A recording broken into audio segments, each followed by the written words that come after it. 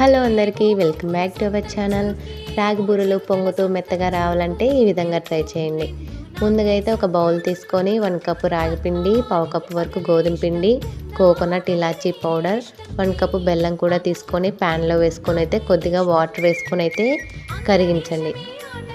చల్లారిన తర్వాత అయితే కొద్దిగా పిండిలో యాడ్ చేసుకుంటూ అయితే చూపిస్తున్న విధంగా అయితే మెత్తగా కలుపుకోవాలి.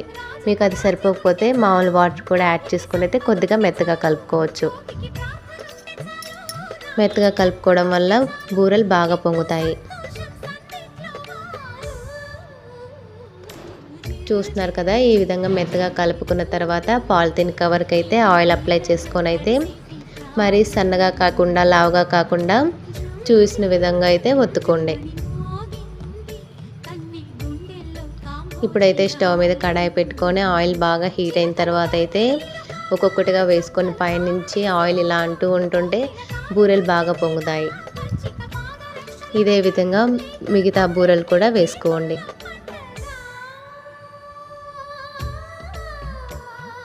మనం దీంట్లో రాగి పిండి, బెల్లం యూజ్ చేస్తున్నాం కాబట్టి ఎముకలు కూడా చాలా మంచిది. మీరు కూడా ఖచ్చితంగా ట్రై చేసి ఎలా వచ్చిందో కామెంట్ చేయండి. Subscribe my channel.